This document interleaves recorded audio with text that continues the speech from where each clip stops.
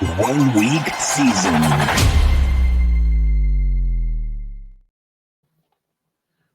What's up, 1 week season fam? It's Sandomir here. I'm going to be doing a series of MLB Best Ball drafts, recording them and talking through the strategy, the picks, how they fit with the rankings we use at OWS and the strategy that we use to assemble plus EV Best Ball rosters. So you can see here, I've got a draft that's about to start. I've gotten pick 6 right up here. So kind of a mid-first round pick. So I'm hoping for someone like a Kyle Tucker, Corbin Carroll, Fernando Tatis, one of those guys, one of those premier outfielders. I'm going to assume most people have read our written best ball contents of a basic idea of what MLB best ball is like. So for example, outfielders are at an absolute premium in best ball. The drop off from outfield talent to compared to infield talent and pitching talent is enormous. And so generally speaking, it makes sense to prioritize hitters early, but outfielders especially, because there just aren't very many good premium outfielders. And so you can see our rankings here. These are our rankings, not Underdog's default rankings. You can see that in our rankings, we have a lot of outfielders right, up near the top, right? So guys like Ellie De La Cruz is ranked a little lower because even though he's good, he's an infielder. That just makes it a little bit tough for him to excel and to really separate compared to the depth of the infield position. So my first pick, Kyle Tucker, is about the best I could hope for here. So he's the guy we have ranked 5th. So getting our fifth guy at the 6th spot is a nice start to the draft. Kyle Tucker is on the Chicago Cubs now. So, I don't necessarily have to build a Cubs stack on this draft. I could build stacks off of my later round picks, but certainly is appealing to consider a Cubs stack. So as the draft proceeds, right, early on in the draft, I'm generally drafting the best available player, although I will, as I'm building a big portfolio of a lot of lineups, I will try to get some unique pairings in my first through third round picks. Based on ADP, you can generally guess who the most common pairings for each first round pick are going to be in the second and third rounds. But then as the draft progresses, people separate from ADP more. So if I sort by ADP, I know that if I scroll over, I can see my next pick, right? I'm pick 19. It's my next pick. And so you look right around here. And so the guys that tend to go on pick 19 are like Vlad Guerrero, Francisco Lindor, Paul Scanes, Ronald Acuna, Jackson Merrill, guys right in that range. We can see here that Vlad Guerrero got drafted very early by a guy who started infield, which is a bold choice. So we'll see who comes back to me. I'm glad to see Vlad get picked early because what I want is another outfielder here, and that means that everyone who drafts someone who's not an outfielder increases the chances of a premium outfielder coming back to me. There aren't really any Cubs coming back that are highly ranked, so I don't have to worry about stacking. So as it gets closer to me, and I don't do this in the second round, but as the draft gets closer, I'll start to put a queue together of guys that I hope make it back to me, and see guys who fit my stacking, who fit my positional needs. So this is great. I'm going to get either Churio or Rodriguez, and both of them have an ADP significantly, high or lower than my draft pick. Always happy to get good draft value. And I also have these guys ranked more highly than pick 19. Excuse me. Let's see, what's this guy going to do? He's going to get Julio. And he does. So I get Jackson Churio. I hope that's how I pronounce his name. I'm not super great with name pronunciations. So I started outfield, which is really exactly what I want to start at in most drafts. I like starting my drafts with, at least 2 outfielders in the first 3 rounds. The vast majority of the time, I will occasionally differentiate there, especially if I can get a stack going. For example, I like when I can pair. I like having some Matt Olson and Austin Riley pairings. I think that's a good way to get exposure to the Atlanta offense, for example. So I'll break that rule sometimes, but overall, I want outfielders early. I generally want 2 outfielders in the first 3 rounds, 3 outfielders in the first 5 or 6 rounds, because the depth at outfield just drops off so fast. So I want to try and invest early and often at outfield. Let's see what's going to come around next to me. Where am I? 2 picks away. So I could get Ozuna's not going to make it to me. Langford might, because people are worried about Langford's injury. He has a strained oblique, which can be kind of a bummer of an injury. It could take a while to recover from. Oh, he took Langford, so I will very happily take Marcell Ozuna. who has an ADP of 25. We have him ranked at I think I had him ranked at 23. And always happy to get, get draft value, get ADP value early on. So I've now started 3 outfielders in a row, 3 premium outfielders. I feel good about that start. I need to start looking at infield, and I need to start looking at stacking. Excuse me. So if Ozuna had gone there, I could have taken Langford. I also might have considered taking Ian Happ, who I have ranked. This is an old set of rankings. I've Happ ranked a little more highly than this now. But even though I think it's overpaying a little bit at pick 30 for Happ, it would have paired nicely with Tucker as a stack. It's like that's some of the options you can think about. You don't have to just follow the rankings blindly. And in fact, if you don't want to follow the rankings blindly, they're meant to give you an idea of tiers, but to construct strong rosters, if you follow the rankings blindly, if you just auto draft off the rankings, you're not going to likely end up with very competitive rosters. So let's see who's going to come back to me. James Wood is also falling a little bit in drafts because he has a slight injury, although apparently he's news today, returns to outfield drills. Cool, that's new. But he's been falling a little bit lately because of injuries. One thing that in spring training is you start to see these little injuries pop up, and most of the time they're fairly small injuries, right? Like unless you get some clarity that's a big one, you can often get some draft value by picking up a guy who has a small injury early in spring training. Is keep in mind that teams have no real incentive to risk a guy, so like the smallest little nick, they're likely to hold him out, and then that makes it into the news, and that can cause his ADP to fall. Excuse me. And so, the smallest little injury can cause guys' ADP to fall in a way that we can take advantage of, right? So, definitely look for injury news in spring training. I try to adjust rankings based on injury news. You can generally assume that my rankings are going to encompass any injury news, at least as of the previous day. And so if you see something drop, I'm not always right, but I try to make sure I'm thinking about the injury stuff. And so, you can spot where I think it might make sense to give a guy a discount based on an injury, and where it might make sense not to give a guy a discount based on injury.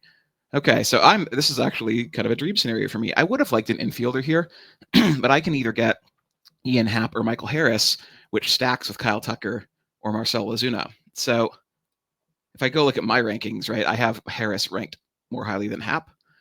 So I think that's where I want to go. I'm really high on the Atlanta offense overall. They're projected to score the second most runs of any team in baseball this year on Fangraphs, and so their draft cost has gone down from last year because they didn't suck last year, but they didn't meet their expectations overall, and so it's an opportunity to take advantage of, right? We had some guys got hurt, right? Some guys missed time. Basically, all the ADPs on the main Atlanta guys except Marcell Ozuna, who smashed last season. Everyone else's ADP is a little bit lower than it was last year, but they're the same offense. So I think that Atlanta is an awesome offense to try and stack. So I'm excited to get into that on this build. What I would love in this build, so I'm 8 picks away. So my next pick is pick 54. The ideal pick for me coming back would be Ozzie Albies, who I have ranked more highly than ADP already. So if I can get him at his ADP, I think that's an awesome spot to pick him. I need an infielder, right? I have 4 outfielders, so I need to start investing in infield. And Ozzie Albies is the one infielder who I have ranked around here who stacks with my guys. So what I'll often do is I'll look at my rankings and I'll look at ADP to see where they differ.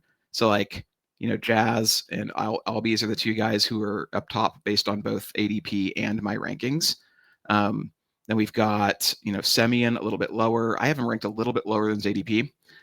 You got O'Neill Cruz. It's we have to draft over. We have to kind of overdraft and pay higher than ADP in order to get an infielder if we don't get one of Albies or Jazz. So hopefully one of those 2 makes it back to me. I'm hoping for Albies because that gives me 3 Atlanta players and just makes for an ideal stack. Now I'm worried he's not going to make it back to me because Jazz just went. This guy here has no infielders and 4 outfielders, the same spot as me. He drafted a pitcher, which is probably a poor decision there. Drafting a pitcher early when you have no infielders yet is a scary proposition. He's not going to take Albies. He has 3 infielders. I have to worry about one of these 2 guys taking Albies. Although I'm hoping that because the outfield depth starts to drop off after this group here, like after Nemo-ish, this range, the outfield starts to drop off really quickly. I'm hoping that both these guys are going to choose to draft another outfielder. We'll see. Nemo for that guy. I knew he wasn't going to take an infielder.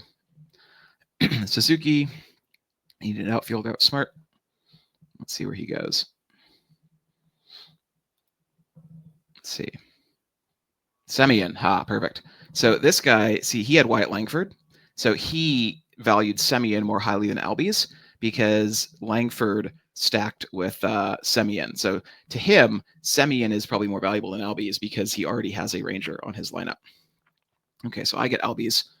So far, this draft is shaking out, I mean, just about perfectly. I got a slight draft value compared to rankings, but not ADP on Tucker. I got value on rankings and ADP on both Churio and Ozuna.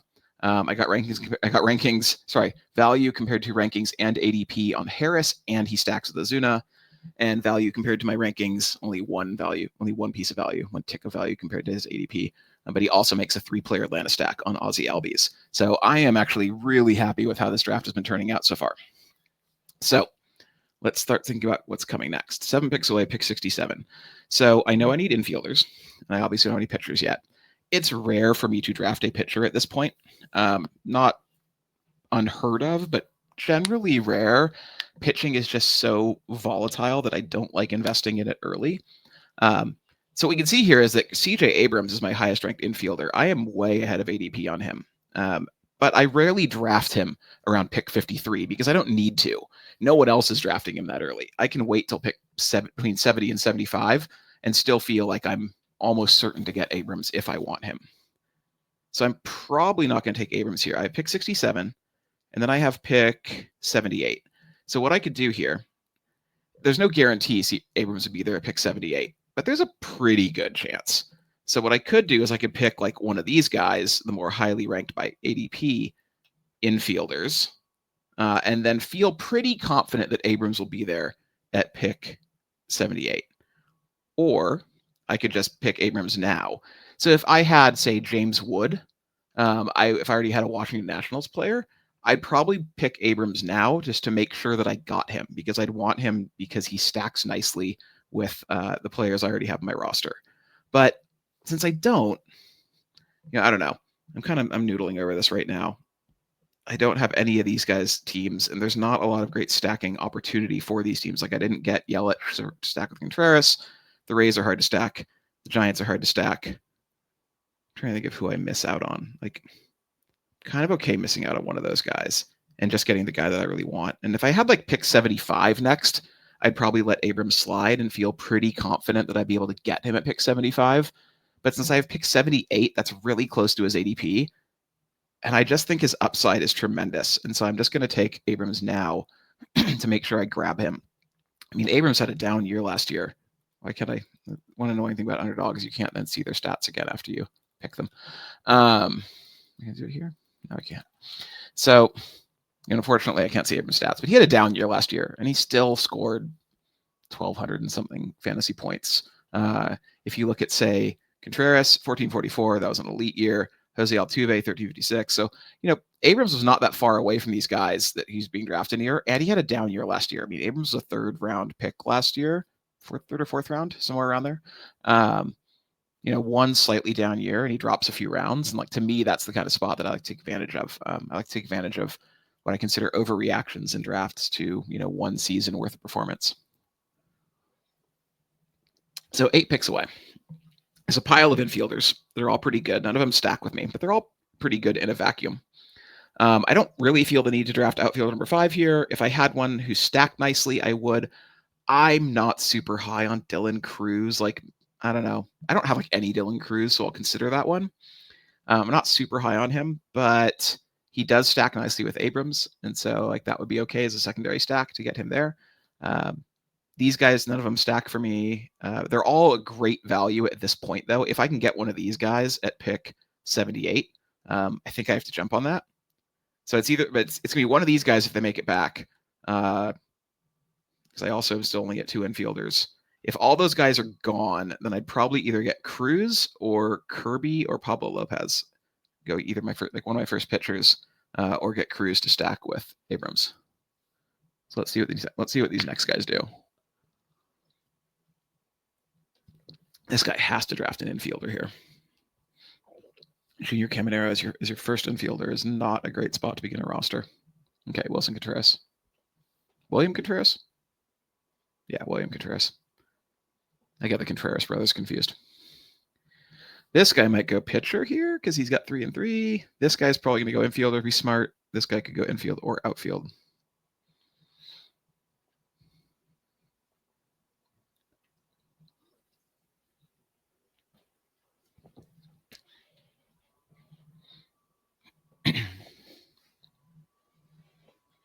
Come on. Profar. Okay. Profar is a guy I boosted him in my most recent rankings that I just haven't uploaded yet. But he would have been a nice pick if I didn't already have 4 outfielders and only 2 infielders, because he would have been another Atlanta player to add to my Atlanta stack. So it looks like I'm probably going to be getting Jose Altuve here, which I am totally fine with. So I get Altuve. Once again, just great ADP value, right? Like ADP 71. I got him at pick 78. I had him ranked at I can't see my rankings now. I think I had him ranked at, in my most current rankings, I have him ranked at 66. So nice value. Doesn't stack, but not everyone has to stack, right? Like stacking in MLB DFS or MLB Best Ball is tricky, especially in the early to mid rounds. Like it can be really tempting to try to push stacks hard and avoid like ADP value. Like generally speaking, what I want, there's 3 things I look at when I'm making a pick. One is, how does the player fit my positional needs? 2 is, am I getting value individually on the pick? And 3 is, do they stack with what I already have? So like Altuve doesn't stack what I already have, but he fit my positional needs. I need another infielder, and I'm getting great value on him. So even though he doesn't stack, he still checks 2 of those 3 boxes for me. So let's see, where's my next pick? Oh, there goes Cruz. 91. So I'm probably not getting Kirby coming back to me with his ADP of 87. If I had gotten like Corbin Carroll or Kettle Marte, this would be a spot I'd be looking to take Josh Naylor, who I really love. I think Josh Naylor is an awesome player, but I have a lot of exposure to him already, and so I've been trying to kind of slightly back off of how aggressively I'm drafting him, just because I have a lot. And since I don't have a stack here, and I have 3 infielders, which is fine at this point in the draft, so I'm not like behind on infield anymore, so I can afford to not pick him here. Although I would say that, he's a good enough player that he's sort of always in contention for me.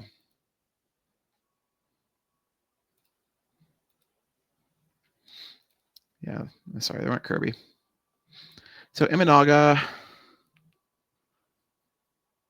Oh, they went Naylor. It's probably Imanaga. I want a pitcher.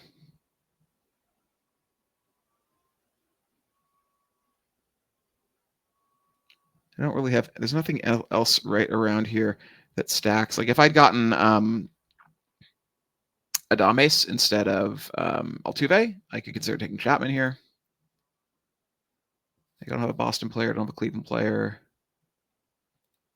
So we're going to get Imanaga.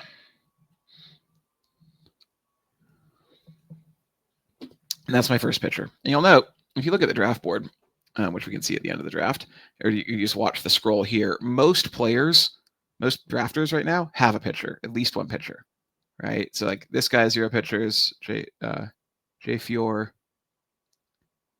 In fact, he's the only other one with 0 pitchers. So I was the second to last player in this draft to take a pitcher, which generally speaking is what I want. I don't like being aggressive at drafting pitchers. I feel like pitchers are, you can sink yourself really fast by overdrafting pitchers.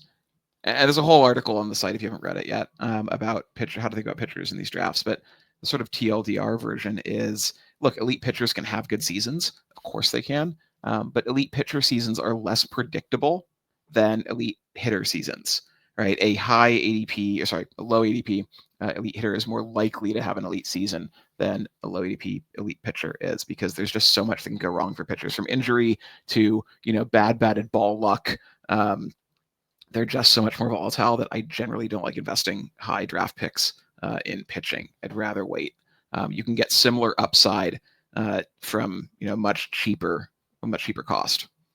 I'd rather invest in my offense that I feel is more stable way to allocate my draft capital. Let's see.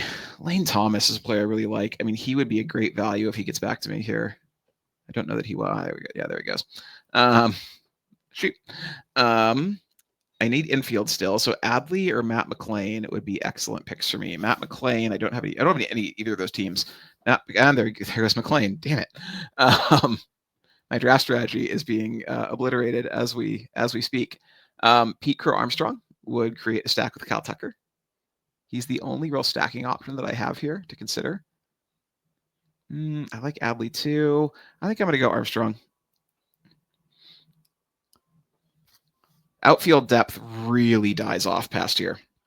So, at this point, you want to have, I pick 100. I generally want to have 4 outfielders, if not 5.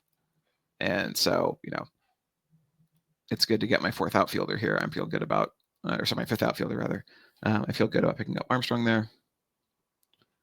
And now pick 115 is coming next. So if we look, right, I could have gotten, again, if I gotten Adames, I could have gotten Chapman, and then I could be looking at Heliot Ramos with my next pick, because I could have built a little San Francisco stack. So I have 2, right now my stacking, I have 2 Cubs, I have 3 Braves. And so if we start looking look at Braves, it's really not much else to stack with the Braves. Brian De La Cruz being the only sort of late round pick you could go with. If you go Astros, I can get Isaac Paredes, Jeremy Pena, who fit infield needs. So those are potential future picks for me to stack with Altuve. The Nationals offense is Nate Lowe, Luis Garcia. They are infielders.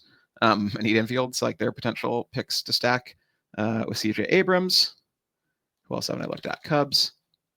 Cubs are mostly gone. I mean, there's Dansby. Nico Hoerner, whatever, as a late pick. And then Brewers, Turang and Hoskins. Bryce Turang, I mean, God, I had him everywhere in season-long fantasy. Despite stealing 50 bases, only 1,181 points. He's okay, right? He's all right. I'm a little wary of him. And Hoskins, so good in 2022, but then blech, missed 2023, right? I don't know. Those are the kind of late round stacking options that I'm okay throwing in as a final pick because they complete the stack for me. But they're not picks I'm super excited about. What I think I might grab here, if he makes it around to me, is Spencer Schwellenbach. He was really good last year, kind of out of nowhere. He was really, really good. And I have Bryce Miller ranked slightly more highly, but what you can see is that Bryce Miller's ADP is 126.8. So Schwellenbach is not going to make it back around to me. This is my chance to take him. Bryce Miller, there's a decent chance he makes it back around to me. If I had another Oriole, I would almost certainly take Adley here. I'm still kind of debating it just because I only have 3 infielders. But I have some good. Yeah, I'm going to take Schwellenbach. The reason I didn't take Adley there is even though I only have 3 infielders, I know that I have some good stacking options later in the draft that I already have. And so if I go put those guys in the queue, Braves had really no one. I can put Brian De La Cruz as a stacking option. Put him in my queue. Nationals, I've got Luis Garcia, Nathaniel Lowe. Cubs, I have Dansby and Hoerner, whatever. Matt Shaw is a guy I'll flag because he is a potential late round sort of flyer pick. Hoskins. Did I get Braves? There's no Braves either. Who did I miss? What team did I miss? Cubs? No. Brewers? No. I guess I got everyone. Sorry. Astros. That's what I missed.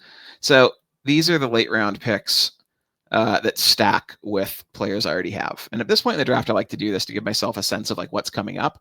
And if you look here in my queue, there's Paredes, but I have a queue of 8 players that stack with guys I already have. 7 of them are infielders. So, there goes Miller. I was hoping Miller would make it back to me.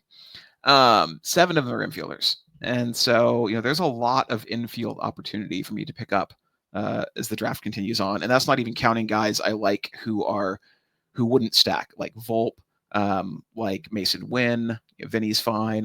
There's a lot of guys at this part of the draft who wouldn't stack, but still make good individual one-off picks. So I have a lot of opportunity to pick up infielders later in the draft. This roster is a little light on infield in that I don't have like an elite infielder. I have Ozzie, Albies, CJ Abrams, Jose Altuve. They're all solid. And I think that Albies and Abrams are good values at their ADPs. I think they have really solid upside, but they're not like a Matt Olson or a Bryce Harper. They're not the kind of guys who can really, put the position away for you.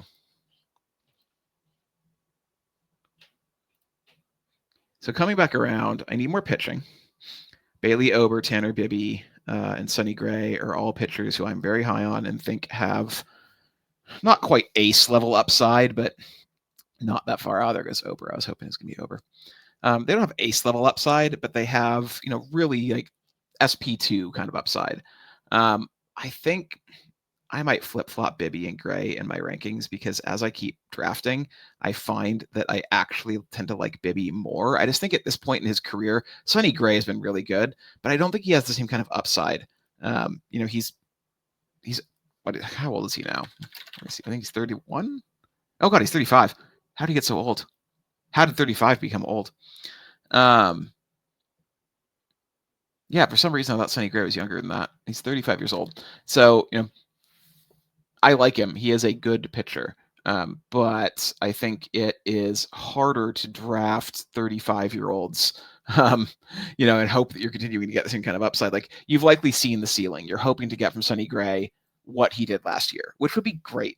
But with Bibby, you can hope to get better than what he did last year. You can hope that we haven't seen his ceiling and that he is still going to, develop and give us his best season, that we haven't seen his best season yet.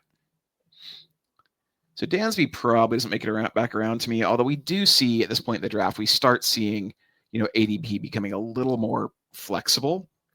Like you can see that we're at pick 130 and we've still got like Sonny Gray, Rafael, like we've still got a couple guys who are earlier than 130 who are still hanging around. You start to see more guys drop farther past their ADP as we get later into the draft. As people are drafting more for positional need or for stacking. Let's see. There goes Gray. So I think if he comes back around to me, and I don't know that he will. In fact, I'd probably give odds he won't. But I know I need infield. I think I'm going to go with Dansby Swanson if he makes it back to me. If he doesn't make it back to me, I'd probably grab Volpe, who I think is just in a vacuum is a good ADP value, or Win, who I think is a good ADP value where he is. But I definitely need to bolster my infield, and I need to make sure I get guys who have upside or stack, right? It's like Dansby is a guy, I don't think he has a tremendous amount of upside beyond like what he did last year. Oh, there he goes anyway. but he has stacked nicely for me.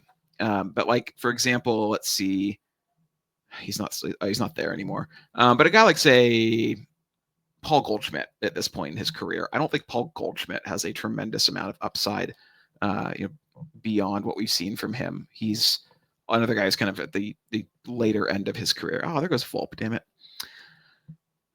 So like, I want to draft guys who I think have, significant upside. Mason Wynn, was, I think, guys a lot of upside. He scored 1,150 points last year, and he didn't really steal. Like he should be more of a base stealer than he should last year. So I'm going to grab Wynn. I think he has 1,250, 1,300 point upside if everything breaks right for him. But again, because my infield is a little weaker, because I didn't get like a premium infielder and I only had 3 infield picks before pick 100, I want to make sure that I get infielders who have ceiling, because I need my infield to be able to compete with teams that have 2 or 3 top 50 infielders. Okay, 8 picks away. So we're coming back around. So I feel pretty good about my pitching so far. My outfield is awesome, and I will get a 6th outfielder because I always draft 6 outfielders. But I honestly feel I can wait. Like that can be a pretty much a last round pick for me. Like that's not a priority for me at this point. So even though I should draft value on like Parker Meadows, on TJ Friedel, I'm fine letting that sit and just, and waiting. I just don't feel like I need to invest a pick at this point. So what I'd be looking for in infielders, like the stacking infielders are all still sort of too early to draft at this point based on ADP. I'll say Toglia is a guy I'm interested in. It might boost up my rankings next time. So I think Toglia, he doesn't stack for me. But Toglia, I think, is a guy who has more upside than I was giving him credit for in my first iteration of rankings. It's hard to build a Rocky stack, but he's a guy I think you can draft as a one-off anywhere. And obviously, if you get Doyle early in the draft as an outfielder, then Toglia makes a lot of sense to try and prioritize. But I think what I want here is a pitcher, because we're coming down to the final tier of pitchers where you can feel, I think, pretty solid about them. There are guys with a lot of upside later still, but like, for example, Jack Flaherty is a guy where I think you can feel pretty good about him getting you towards 1,000 points, which is what you want from your SP4. Justin Steele, if he doesn't get hurt again, is a guy you can feel pretty good about getting you into that 1,000-point range. Even Luis Gill, Luis Gill, I think, is a guy who always scares me. He's like a 2-pitch pitcher, and that always scares me. But like, I think he was an awesome 2-pitch pitcher. We're getting into the sort of the last group of pitchers where you can feel really solid about them. And then we start getting into guys who are more upside, but scarier floor. So I want to get one more pitcher that I think is sort of an anchor guy who I can feel strong about, that if he stays healthy, he's going to deliver me, 160 plus innings. Cool. Oops, Flaherty. And what I want, here in my SP, like my early SP types, what I want is innings. Innings are everything else is hard to predict in pitcher outcomes. What you want is, assuming they don't get hurt, and any pitcher can get hurt, but what you want really out of your pitchers is you want innings. Like that's what we're looking for. So, Flaherty's a guy who has delivered innings consistently. Bibby's a guy who, since coming to the league, has delivered innings consistently. These guys are all pretty young, right? None of them except Flaherty are really veterans of the league. But I feel pretty good about their ability to deliver 150 plus innings, assuming they don't get hurt. As opposed to, say, a guy like Spencer Strider or Jacob deGrom, or late in the round like a Jackson Joby, where you feel probably really good about the rates you're going to get from them. They're really good pitchers on a per start basis, but you shouldn't be counting on 150 innings for any of those guys, right? An underdog, since you get points per inning, right? Like, I want guys who can get me volumes of innings, because I think quality starts, wins, those are hard to predict. Strikeouts are, that's a predictable stat. I want innings and strikeouts, but innings, especially once you get past the premier strikeout guys, like, innings is the king. Okay, we are 5 picks away. I could get, let's see, I don't have a Texas guy, so I don't want Evan Carter. I could get another pitcher. We're coming up on pick, 163? See, like, these guys, none of these guys that I like that for my stacking infield partners, we're not near any of their ADPs. So I can continue to let infield slip by and ignore it, and I can continue to draft pitching.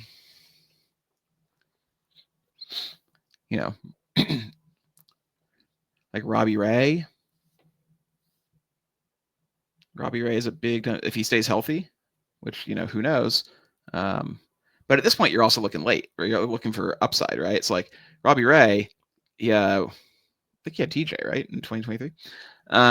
But then, 2021, 2022, 193 innings, 189 innings, right? Like, he's a guy who, if his arm holds up, I mean, he can deliver 200 innings for you, or 150 plus innings. Whereas like Mackenzie Gore is a guy who I actually think is pretty talented. Oh, Robbie Ray, damn it. Okay, so much for Robbie Ray. Let's see. We're gonna go Brandon Pfaadt, because Brandon Pfaadt was a guy. I don't know if you saw that. I clicked his stats. Give me 1 second to go look up exactly how many innings he had last year. Brandon Pfaadt threw 181 and 2/3 innings last year with slightly over a strikeout per inning, right? Like, that's the kind of performance, like, in a late round pitcher, a guy who can throw 180 innings with a strikeout per inning is awesome. Again, it can't control runs allowed very well.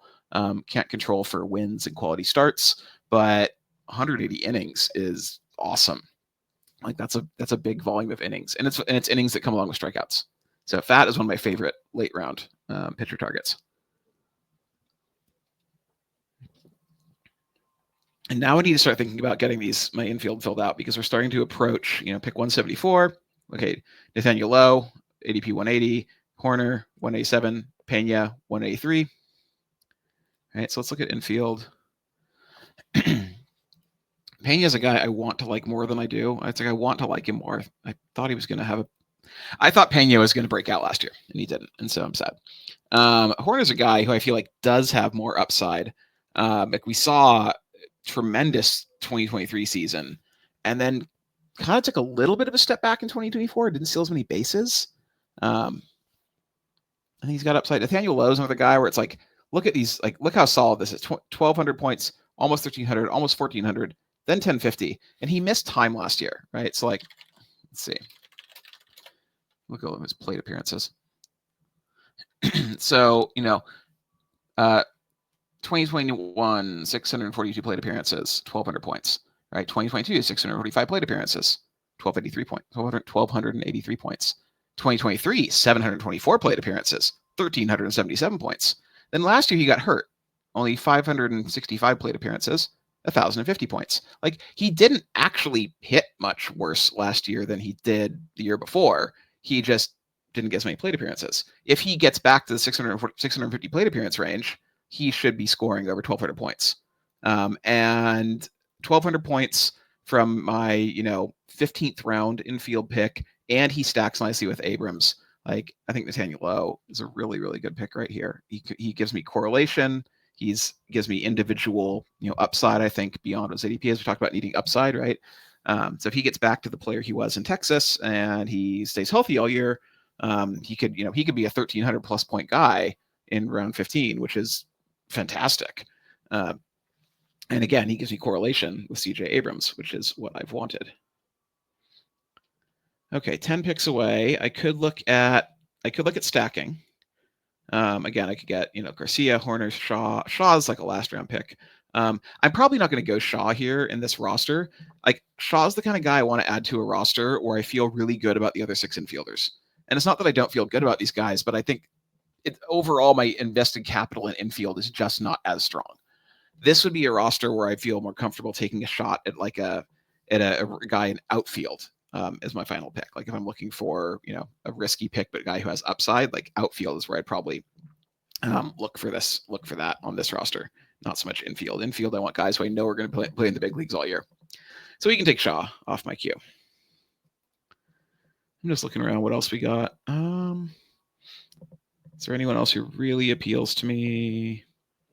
See, there's not really anyone else I really like in this grouping. Oh, there goes Pena and Horner. No, rude. I don't love what else is left in infield. There's still a lot of great pitchers left to pick from. So even there's a couple I really like that I would love to have on this roster, I feel okay not taking a pitcher here. I need 2 more pitchers. Actually, it is getting thin. Man, pitching is getting thin. Oh, there goes Christopher Sanchez, is one of my favorite targets too. But as it turns out, I need an infielder. I really need an infielder. Although, actually, never mind. The guys I wanted are all gone. The guys who I would have had to take at ADP are all gone. Like Hoskins, Luis Garcia, they're going to make it back around. So I can actually go back to infield. Or sorry, to pitcher. The guys I like here are Zach Eflin. Zach Eflin was his ADP was around 90 or 100 last year. I mean, he had a breakout season in 2023 with the Rays. He was good last year, just not quite as good. And then Woodruff. Woodruff is like one of my favorite picks back here. Brandon Woodruff was one of the top pitchers in baseball. I'm going to take him with 3 seconds left. Brandon Woodruff was one of the top pitchers in baseball for several years running, and he got hurt last year. He got hurt in 2023. Let me double check. Yeah, he got hurt in 2023, mid 2023. But he should be back. He should be basically full strength. But Woodruff, he's 32. He's only 32. He's not super old. 2020, he got hurt a little in 2020, but 3 ERA. Sorry, that was COVID. That's COVID year. 3 ERA. 2021, 179 innings, 2.56 ERA. 2022, 153 innings, 3.05 ERA. 10.6 strikeouts per inning in 2021, 11.2 strikeouts per inning in 2022. Last time he played, 2023, he made 11 starts with a 2.28 ERA, 67 innings, 9.9 strikeouts per 9 innings. So, like, he's a guy, I think the innings, he's not going to get you 200 innings, but he could get you 150. And they're likely to be really high quality innings. Over a strikeout per inning, likely really good ERA. Like Brandon Woodruff has been a premier pitcher for years, and I think he got hurt, and that's got people nervous about him for no other reason than that he's coming back from injury. I think Brandon Woodruff is a guy who we're going to see his ADP. If we get good news out of spring training, if we start seeing like good camp reports from him, we're going to see his ADP skyrocket. He could end up at like ADP 120 or 130 by the end of the draft season. Like, I don't think he's going to get. Like, he could get around like the Tanner Bibby, Spencer Schwellenbach, Bailey Ober. He could get around to those guys because he's at least as good as those guys. Okay, pick 198 coming back to me. I keep looking at the ADP of these infielders. Like, I don't want Sal Perez. I don't really want Tommy Edman. I don't have, excuse me. These guys don't stack with me. Nolan Arenado stacks, but I think he is the epitome of, a floor guy with no upside anymore. I mean, God, like his power's been dipping, like 34 home runs, 30, 26, 16. His power's been really dipping. And I just think if you have a few St. Louis guys and you have, you need some stability in your infield, you need some floor, I think that Arenado is reasonable. But I just don't. I would have loved him if he'd gone to New York. I'm just looking at who our infield targets are. There's a couple other guys I like too beyond the stacking partners, but I think pick 198. I'm gonna pick my final pitcher here, I think. Sorry, just deciding for sure who I want. I'm gonna pick Gavin Williams. So Gavin Williams is a guy who has been viewed as being very, very talented. He was a top prospect in the Indians system for a while. The Indians are a team that they have a really good and well-deserved reputation for strong pitcher development. He made his debut in 2023 and did okay. He had like a 3.3 ERA, but the underlying metrics were not nearly as strong. Last year, he came back. He threw 76 innings last year and 16 starts. He, compared to his previous MLB stint, his strikeout rate was up, his walk rate was down, his home run rate was down. Everything looked better for him. His ERA was higher, but his underlying metrics, his predictive metrics, FIP, XFIP, Sierra, the stats we use to try and predict future success for pitchers, they were all better than in 2023. So even though his ERA was higher, everything else said that he was a improved pitcher from 2023. This is a guy who had elite strikeout rates in the minor leagues. Has always had not elite control, but pretty good control. He's kind of a mid-rotation starter. And it's just a matter of is he going to start in the big leagues, right? Because last year he started in the minors. He was injured too. I don't know if he started last year in the minors. I don't remember, but he definitely did not play the full season in the big leagues. But he threw 140 innings in 2023. Actually, that's not even right. He threw more than that because he had 2 different stints. I think he threw. No, sorry, that's right. 140 something innings for Gavin Williams in 2023. About 100 innings last year. He could be 150, 160 inning guy if he stays healthy. So for my last round pick, 160 quality innings is something I'll happily take.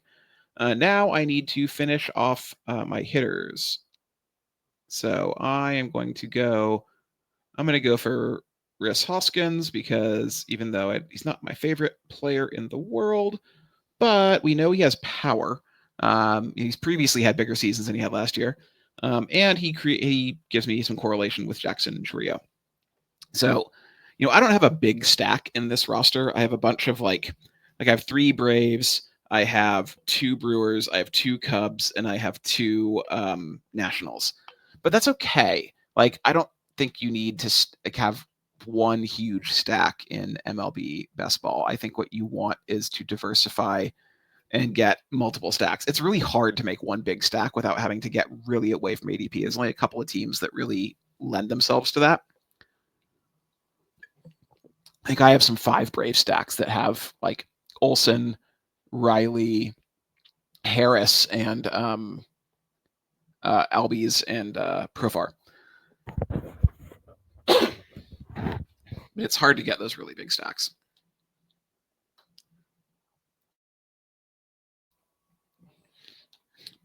And overall, I'd say you don't need to force overstacking, right? Like you're just trying to correlate a little bit so that when one guy has a big game on a team, it's more likely that other guys do well too, right? If Jackson Chourio has 5 RBIs, well, who's he driving in, right? Or if he has 5 runs scored, who's driving him in, right? Like since runs and RBIs and home runs all correlate together. If Michael Harris scores 3 runs in a game, Ozuna and Albies bat behind him, there's a pretty solid chance that one of them drives him in and gets an RBI for that, and you get both those points on your roster.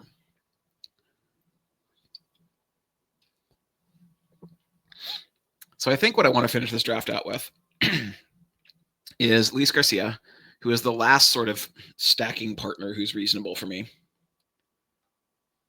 From where I have, like, I could add like another St. Louis guy or two, I guess. But if I go look at the rest of these teams, like Turang, I kind of like Garcia better than Turang. He's got a little more pop. I think it gives him a little more upside. Astros, Pena and Paredes got taken. There's really no one left. Diaz, I don't really like drafting catchers. Braves, we have De La Cruz. Nationals, we have Garcia or Josh Bell. I could do Josh Bell, I suppose. Let's see what other teams are we going to look at. Cardinals. Yeah. Who else do we have? Jordan Walker's gone. We have Nolan Arenado, who I don't really love. There's just not a lot of other good stacking options this late. And while I think you don't have to stack, the late hitter picks are where I feel it is optimal to stack because you're not giving up that much draft capital. And because the difference in projection from these like guys who are, in the 20th round, 19th round, the difference in their projections is minuscule, right? The difference in their rankings is minuscule.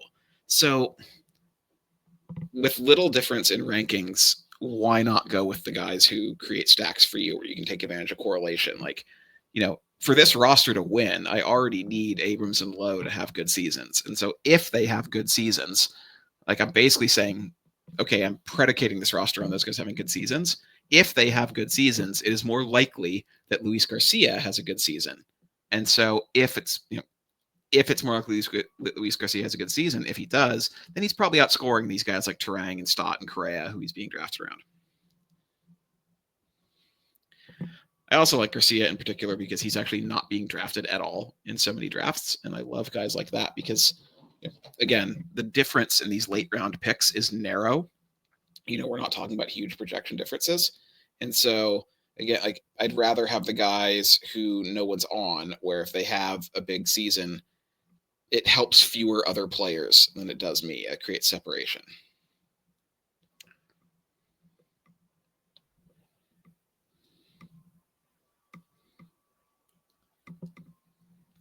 One more pick to go. Let me just go look at outfielders quickly. Excuse me. If I had an Orioles roster, or if I just wanted a late round flyer, I think Heston Kierstad is a good one. He's got, I think, a lot of upside if he played the whole season.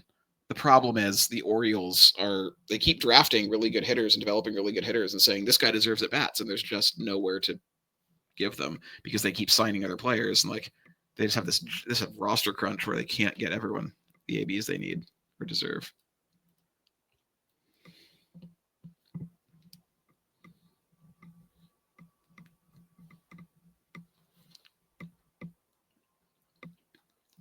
This is also where you can take shots at like other prospects. Like, for example, Gerard Encarnacion, playing time totally uncertain. But if he plays, he's got some pop. You could look at like a Zach Veen or a Jordan Beck for the Rockies. It's fun to play Rockies hitters because they play in Coors Field. But I'm going to go Brandon LaCruz. Brandon LaCruz is a guy who's like not super exciting, right? But he's got over 1,000 points in the last 2 seasons. He's kind of set for a platoon role, but I'm hoping that he might, do more than that. All these last guys are somewhat flawed in some way. So I'll take the guy who's flawed, but he stacks with my, the second best projected offense in the big leagues. And he is, he creates a stack and he's on the high scoring team. Like that's a good offensive environment.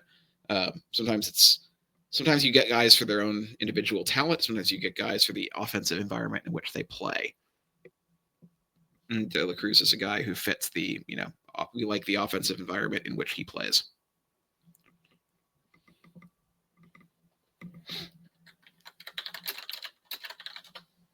So I'm just going to hope that he manages to actually play a lot.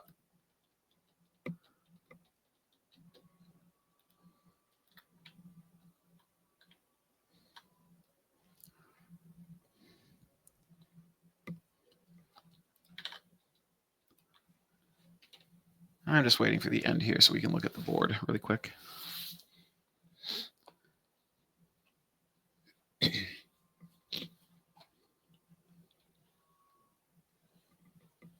What is this guy? So this guy must have auto-drafted or something. He has 2 pitchers, 8 infielders, and 9 outfielders. So this roster is dead. I thought his roster was actually, the auto draft was coming together at least okay for him, right? He had 2 Mets early, he had 2 Braves early, and then he just decided not to draft any more pitchers. So I don't know if that was like that has to be an auto draft. No one would intentionally draft 3 pitchers. Here's our guy who overdrafted Gaucher. Okay, let's see.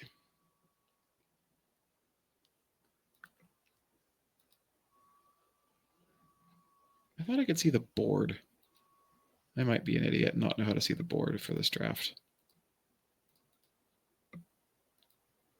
Why can't I? I'm sorry. For some reason, I might not be. I might just not know how to do it. I thought I could see the whole board. But let's look at this team really quick. So we started Kyle Tucker. Then we went Churio, Ozuna, Harris, Albies, Abrams. That was our first 6 picks. So 6 hitters, right? Actually 7 hitters before we got a pitcher. That's generally what I like. I generally don't like to draft I generally don't draft a pitcher in the first 4 or 5 rounds. It's rare for me. And then I generally don't like to draft more than 1 or 2 pitchers in the first 10 rounds because there are just so many late pitchers you can get. So we have a bunch of small correlations. We have our main stack is Braves with 4 Braves, but we have 2 Cubs, we have 2 Brewers, we have 3 Nationals. So we have 4 different teams that are stacked on this roster, and that's kind of how I like to do it. I like to have mini stacks, and then our solo. We actually only have. Let me just double. We only have 2 solo hitters who are flying solo without any teammates, and that's Mason Wynn and Jose Altuve. I generally have most rosters between 2 and 4 unstacked hitters, with the rest of my hitters being stacked. So, again, you don't need to force stack every single hitter, but it does make sense to try and stack where you can, especially if you can create stacks without giving up a ton of ranking or ADP value. Early on in the drafts, I got a lot of ADP value, right? If you look at where they were picked, Tucker, Churio, Ozuna, Harris, Altuve, and Albies all drafted ahead of ADP and ahead of where I had them ranked.